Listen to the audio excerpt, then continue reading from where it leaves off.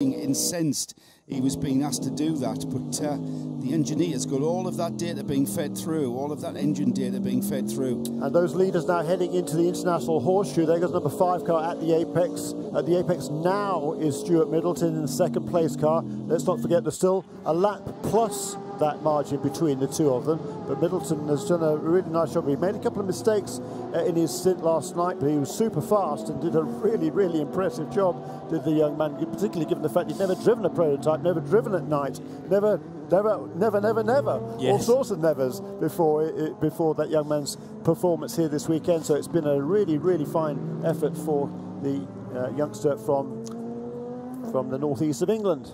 Diana Binks doing her level best to try and get an interview with João Barbosa. It's not going to happen at this stage of the race. He looks so anxious and pensive, according to Di. She's neatly placed to be able to do it, but I think just going to allow João to continue to look at the screens. He's barely making eye contact with anybody down in the team. He's won this race twice before in the overall division. That doesn't seem to matter, though. Effectively on course for the hat-trick, as his teammate Christian Fittipaldi is as well. Philippe Albuquerque, yes, he does have a Rolex in his possession for a class win previously, but Philippe has never won this race overall either, so on the cusp of so many stories. It'll be a third win as well for Action Express Racing if they get there. And there are 2 cars now at the head of the order from that team ready to take the title, take the 56th Rolex 24. The leader heads into turn 1, is actually balked there by a GTD car. I think it was the Hart Acura. Stuart Middleton dives down the inside of that car heading into the horseshoe. That gives you an indication of how close those cars are as they head up now towards the kink. Meanwhile, in GTLM, Ryan Briscoe has extended his advantage now over Joey Hand to 7.8 seconds. Also, a little note here, when Pablo Montoya has just turned his car's best lap of the race, a 1:37.8, which is only 0.4 of a second away from the fastest lap of the race. He'd love that, wouldn't he? And he's now only 12 seconds behind Ricky Taylor. Gone out a little bit on that last lap because Taylor put in a good lap, but 12-13 seconds only between those 2 Acura cars for 9th and 10th places. Where are our leaders? Nobody's gone any quicker, by the way, than Felipe Nasser's effort on lap 331. That was just after midnight with a 1:37.475. That still stands as the fastest lap and unlikely to be beaten now in the closing half an hour. Found the leaders yet? Yeah, they're at the bus stop, nose to tail, and actually Sebastian Vettel is just making his point. He's gone past both of them on that lap in the AFS PR1 Matheson Motorsports car number 52. Had some lengthy delays, but still running in the 19th position overall. That'll be 11th, 12th place in prototypes. Coming off the onto the tri-oval now, and here goes Stuart Middleton past the number 5 car, so back onto the lead lap now with 26 minutes remaining is that number 31 Whelen Engineering Cadillac. Wow, what a story then for Stuart Middleton to be within a lap of a record distance, particularly here at the Daytona 24. And we're going to get to 800 quite comfortably. Yes, we are. Yes, we are, because doing a lap in 1 minute and 3/4. We've still got 26 minutes on the clock, and we only need to do this lap and 7 more to get to the 8:00 mark. Not sure how many times that scoring tower has displayed 800 laps. Probably never. Sort of distance. Record distance, really, isn't it? So it probably hasn't. Well, that's the point. No, I'm just thinking about NASCAR races as well, but we don't ever get to that. Nowhere close to that, do we? Yeah. 200 laps, right, for the 500 next month. I wonder if they have an 8 on there, actually. Let's hope so. If not, they'll have to. I'm trying to think of like a cricket scoreboard now. Dig out an 8, boys, to hang that on the scoreboard. If we ever went 200 laps further, that might really pose a problem for the scoring tower, but that's many years off, I'm sure. Maybe another 50 years we need a 4th digit. I might be here then. I won't. I want to hope I won't. You'll be long retired from commentary. My knees are failing. I see. Final pit stop there for number 78 car. It got up to 4th place because the number 32, can't remember who was driving that, it's Will Owen now, that pitted 3 laps ago to give up the 4th position. 32 will now regain it with a 78 car on pit lane and just leaving it back into the fray with 24 minutes remaining. Meanwhile, in GTD, we're watching Jeroen Bleekemolen. It was less than a second last time by Jeremy. Here they come across the tri-oval. Bertolotti's got the WeatherTech Ferrari right in front of him. He makes short work. Oh, no, he doesn't. He's got a slot in behind him into turn 1. And that's allowed Bleekemolen right under the rear wing of the Lamborghini. Across the line there, still less than a second. Here we are in car on the stream. And we are from the roof of the Mercedes down the inside into the right-hand horseshoe. And they are virtually nose to tail. Now they've got the Ferrari between them. Yeah, and the prototype needed to sneak by Jeroen Bleekemolen as well, which it does so now. So that shouldn't pose a problem for the 99 car. Ferrari then the meat in the sandwich between the 2 GTD leaders. It's the Acura that needs to get by. Can't tell whether that's Ricky Taylor or Juan Pablo Montoya, because they're separated by only 11.3 seconds now on this their 778th lap. We're up to 768 laps for the GTLM leaders, by the way. So easily within 10 laps now of the record distance for those Ford GTs that have been pounding round, and they're now separated by almost 10 seconds. So very much the pendulum swinging in the direction of crew 67, driven by Ryan Briscoe. Joey Hand is second. 3rd position for Antonio Garcia in the number 3 Chevrolet. Marcel Fessler 4th. 5th position for the Risi Competizione Ferrari of Alessandro Pierguidi. And then it's Earl Bamber representing Porsche in the top 6 in car 912. But Bortolotti versus Bleekemolen about to come out of Speedway turn 4 once more and across the line. 0.9 of a second was the gap between Bortolotti and Bleekemolen. They haven't had the cleanest of laps, and this is Bleekemolen's opportunity to just slip by the Ferrari number 63, which puts those GTD leaders virtually nose to tail again. That Ferrari took a lap for Bleekemolen to get by the Ferrari. Not sure who's at the wheel of the 63 car, but he's got his own race, of course. It's the Scuderia Corsa, the WeatherTech liveried car. But now we've got a straight fight. They're onto the infield, into the right-hand west hairpin, the horseshoe, and the Lamborghini using all of the curb on the inside, using all of the road on the outside. Bleekemolen further across the curb on the exit into the left-hander that leads on to the banking. And Bleekemolen has a prototype just coming out onto his right. He'll stay low, allow the prototypes round the high end, the high side of the banking there.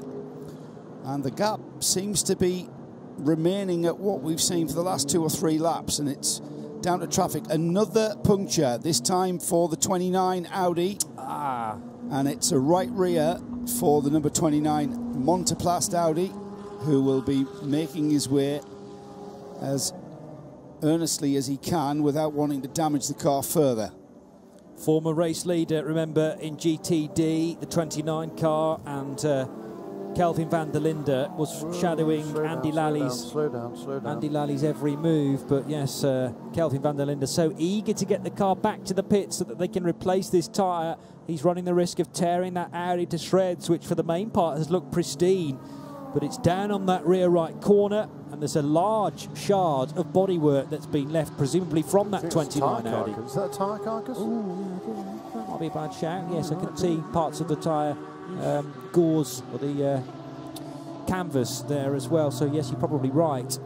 Section of the tyre that has dropped from the car. In fact, I'm just going to get the binoculars on that, actually. I think the bulk of the tyre is still there. The 2 GTLM Porsches are having a bit of fun, by the way. They're running together on the racetrack. Number 912 and number 911. They've both been substantially delayed, running 6th and 8th in the class. The number 912 car in 6th, and the number 911, Makaweki wheel number 911 in 8th, Bamber in the 912. So that 29 car has made it back to the pits. They've replaced the tyre. He's done a great job And he is back out with a new replacement tyre on the right rear of that car. There he goes. So no damage being caused to the rest of the car, and he is out of the pits now, still in 7th place in GTD.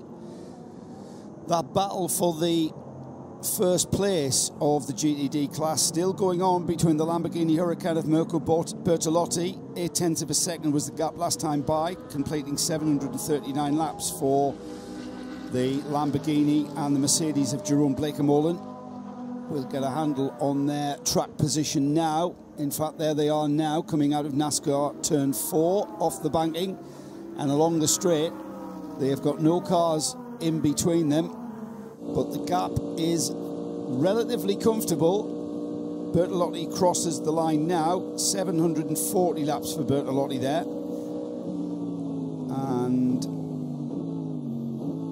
the gap remains just under a second, literally thousandths of a second just under that. And once again, traffic, both getting in the way and the Huracan of Bertolotti having to get out of the way for the prototype classes.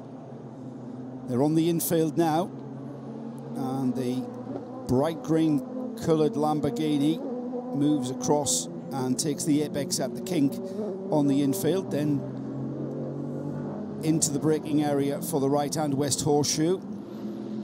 Comes out of that now. Short burst of acceleration will move to the right there to allow a prototype down the left into the left-hander. That leads on to the banking once again, and the Bertolotti Lamborghini already out and onto the banking, and there goes Blakemolin. He's got a comfortable gap. However, on seeing that, he only has to miss a gear or apply the throttle a little bit too eagerly, and Blakemolin will be all over them. They're both cars now heading down towards the bus stop chicane. Blakemolin has the audacity to flash his lights at Bertolotti into the braking area for the chicane there. So out of the bus stop already and onto the banking at NASCAR's turns 3 and 4. It's still the green Lamborghini leading GTD.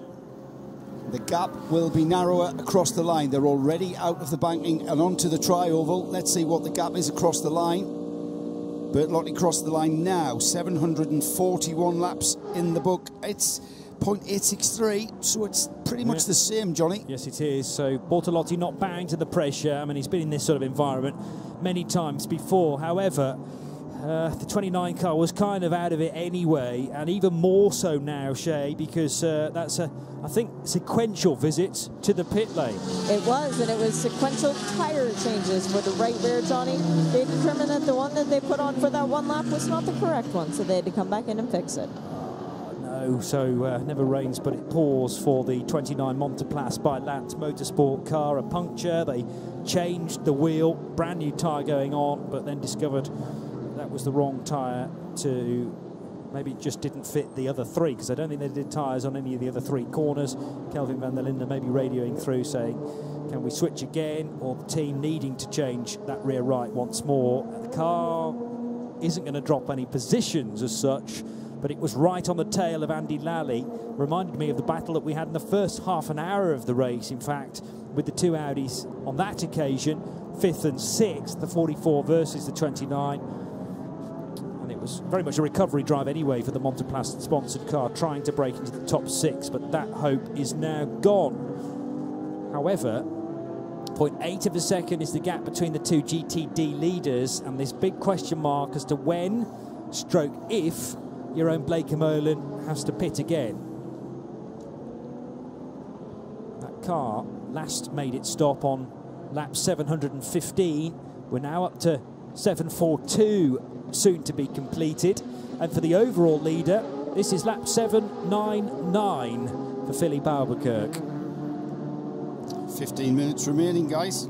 Yeah, and GTLM, the still number 67 car, extended its lead now. Ryan Briscoe over Joey Hand. It's out into double figures now, 11 seconds, 11.5 seconds as it crossed the line last time around. That's 772 laps for the GTLM leaders.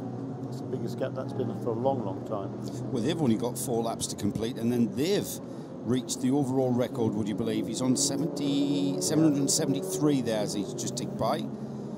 So 3 more laps for the GTLM class, and they will have broken the 1982 record of 775. GTD battle still ongoing, gap remaining pretty much the same there on about 0.8 of a second, and it seems to be the case that Bertolotti has this in hand. He's under pressure, no doubt about it. He's got Jerome Blakemullen's bright white coloured Mercedes AMG GT in his mirrors.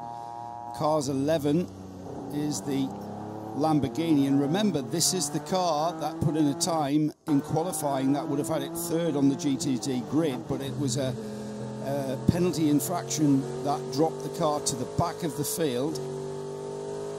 And great tactics and great driving from all of the number 11 crew.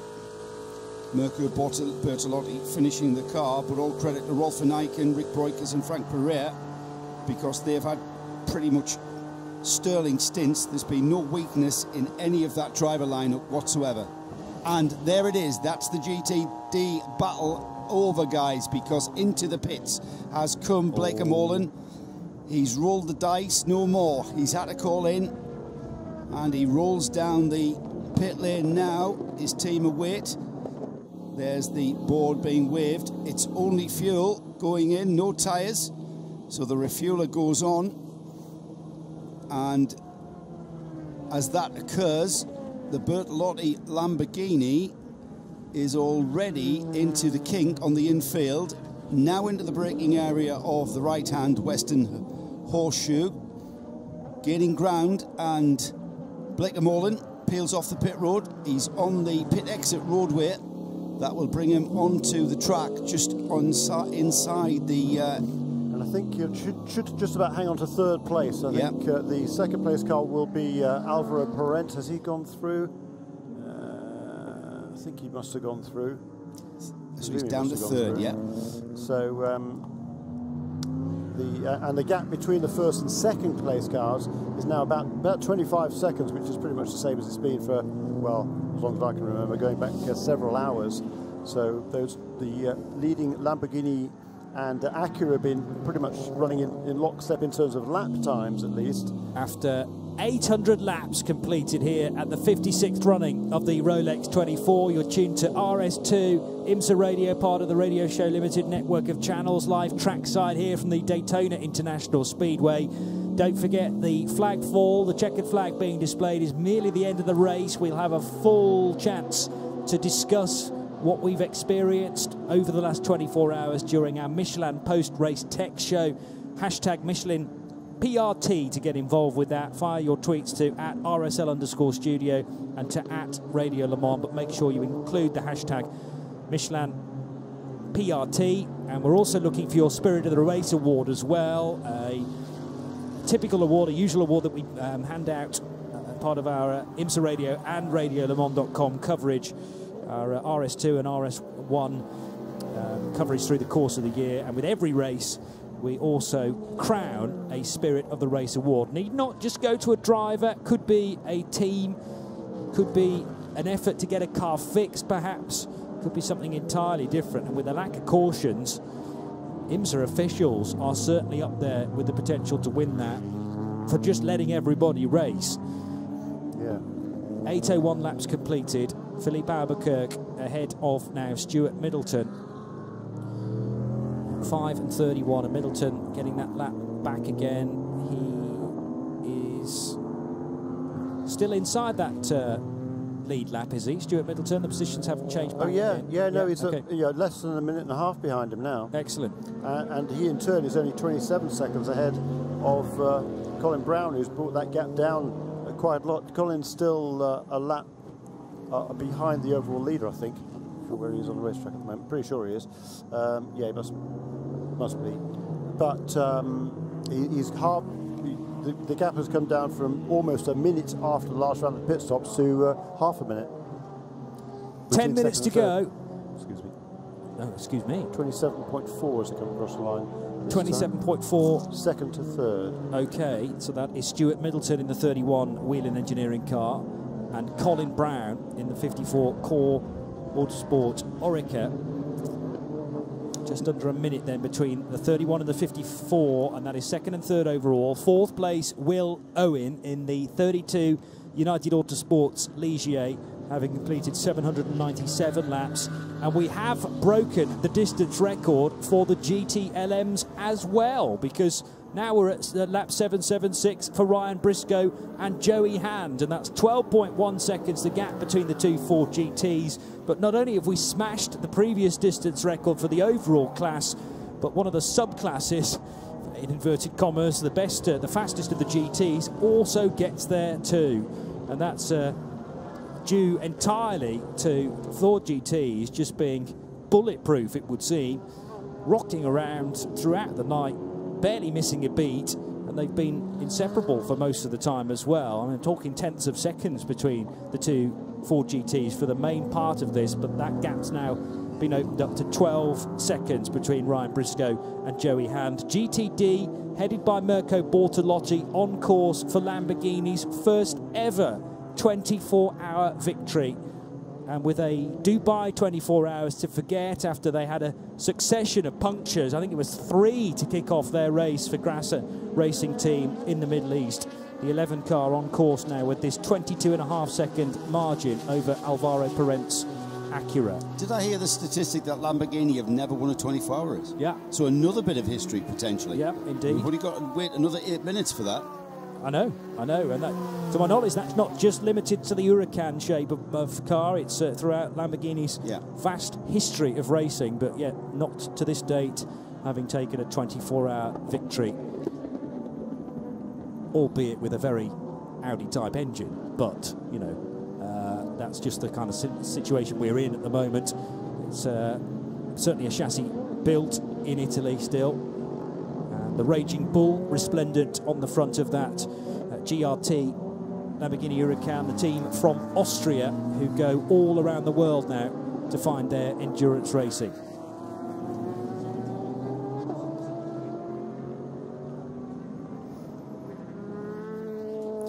Also just hearing from Diana Binks down in as part of our Continental Tire pit lane crew that the 23 car is back in the race again, so they're continuing on regardless. United Autosports, obviously the 32 car will net them a great result here, considering this is their first Rolex 24. Fourth place for the 32 car, but the machine that's grabbed all the headlines in the lead up to this race, by virtue of one of the drivers being Fernando Alonso, sadly that 23 car nowhere near the amount of laps that's been completed by the sister machine, and has had several visits behind the wall. It's had punctures, it's had a braking. In fact, I think the braking issues hit the car on 2 separate occasions, because Fernando Alonso was struggling to get the car stopped into turn 1 and managed to do the first sector in under 10 seconds, purely because he did none of the infield, and then the car came down pit road.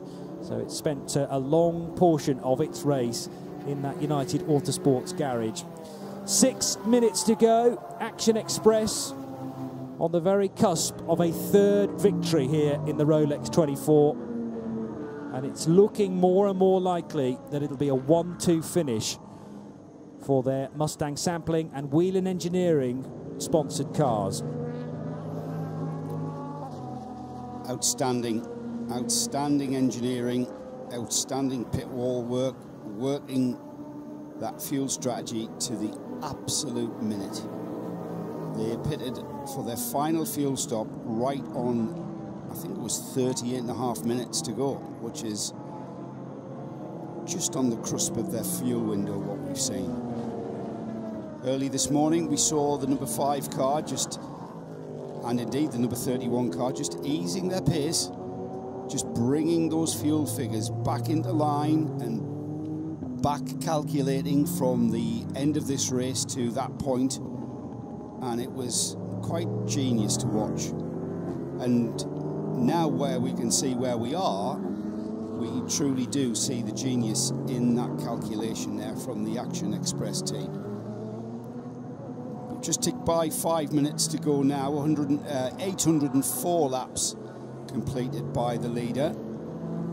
In first place in the GTLM class, still the number 67, Ryan Briscoe, driven Ford GT, and he's got just under 13 seconds from the second Ford GT of Joey Hand.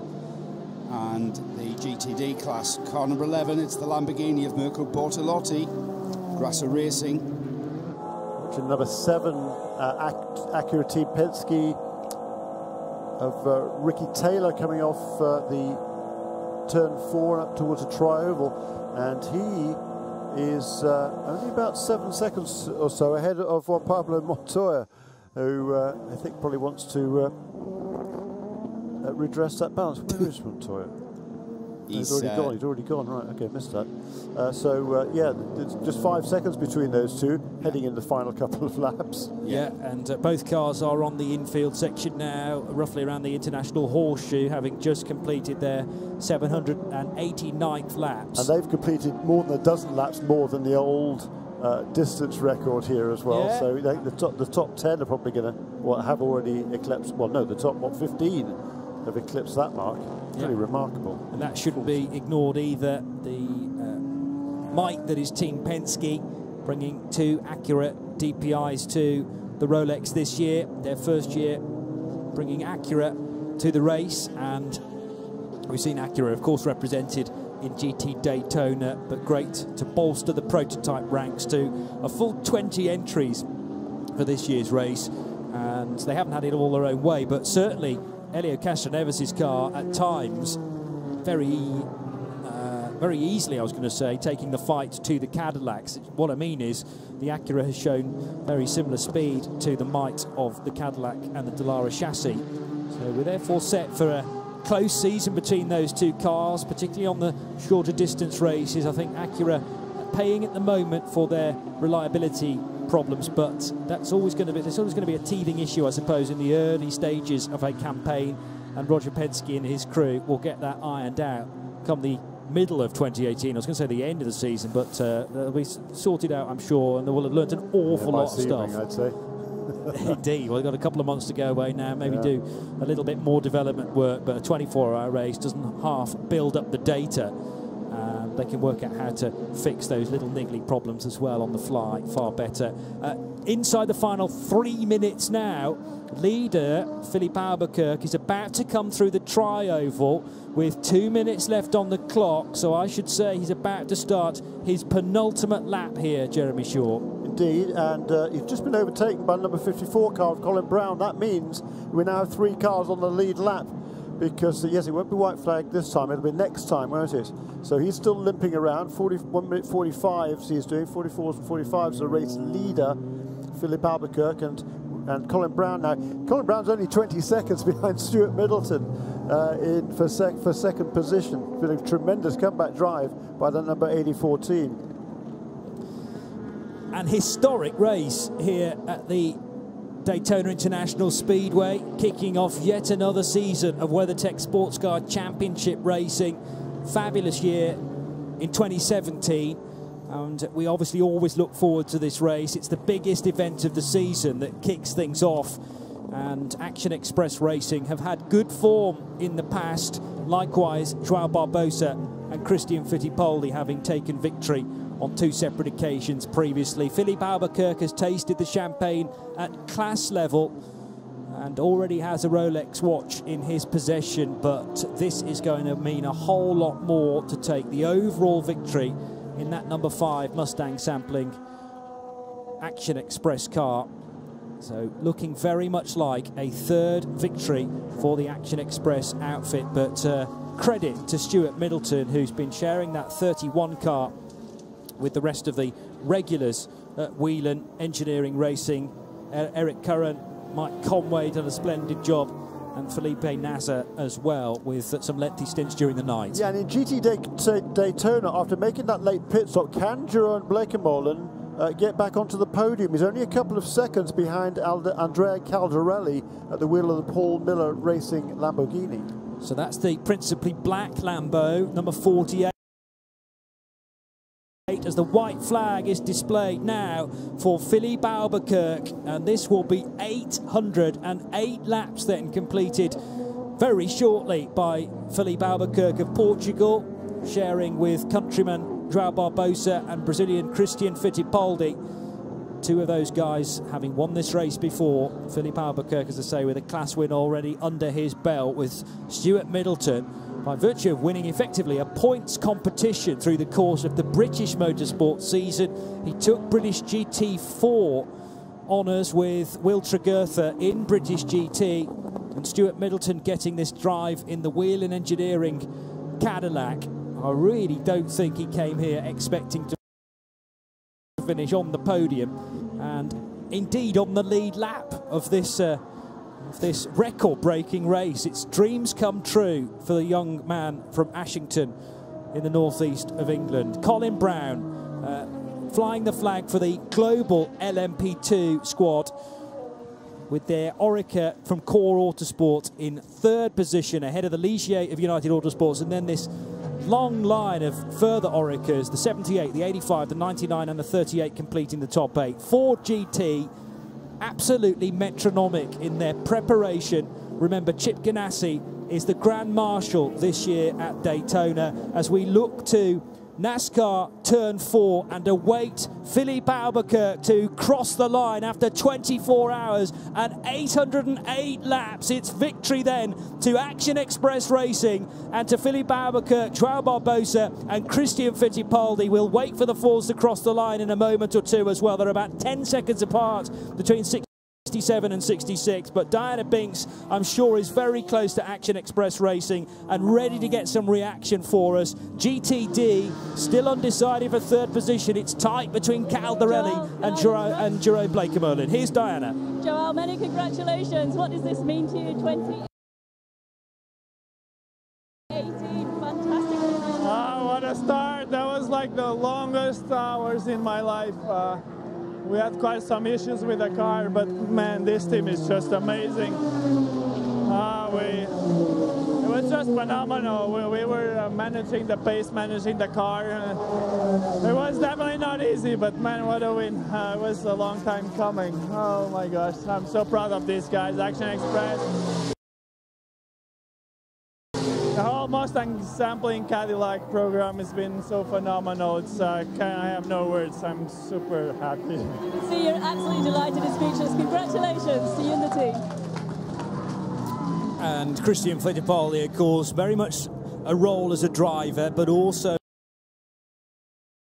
an organisation role this year as well, continuing that on as he steadily makes a step away from driving. We didn't get the change for third position in the end. It was tight at the line between Andrea Caldarelli and the 48 Lamborghini and the 33 Jerome Blakemolin Mercedes that required that late splash. We still haven't seen Mirko Bortolotti across the line, though, to confirm a win for the number 11 GRT Grass the crew, and they're going to be side by side, the two Austrian Lamborghini Huracans. That's a first win ever for Lamborghini as a mark in a 24-hour race to add to the history of the 56th running of this Daytona 24 hours. Straight back down to Diana Binks. Christian, many congratulations. We've spoken to Joel. What does this mean to you and the team? Well, I'm speechless right now. We were a baby in the car since, I don't remember, 8 o'clock in the morning, and like, it's unbelievable, unbelievable. That last hour watching you was painful. I'm sure it was for you too. Oh yeah, it was painful for everyone. I don't know, I'm very happy for the team, Cadillac.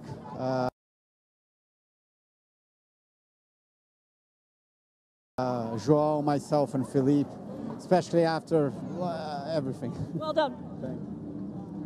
That's Christian Fittipaldi with yet more reaction down at Mustang Sampling Racing, and the Lamborghinis formation finish there. The 19 car nowhere near the top 5, but nevertheless they'd found each other on that slowing down lap, and those photographs all important for Grasset Racing team. More reaction from Di in the pit lane. Mike Conway, that was a close one today. You came in second.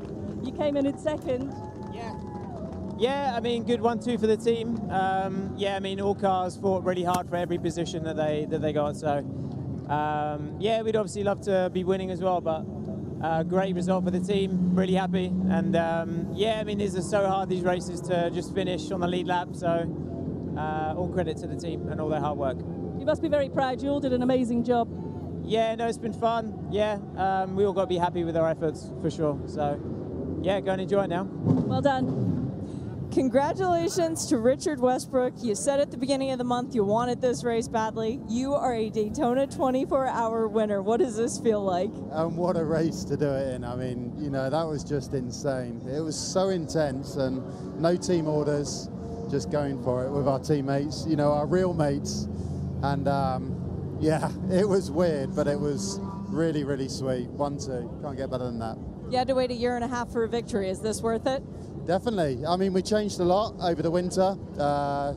New tub, a lot of new crew members, and we just kept developing. It was a tough year last year, but what a way to come back. That's a real good bounce back. We'll go to the victory lane so I can ask you what time it is all year long. All right, you can. So Richard Westbrook winning in the 67 car with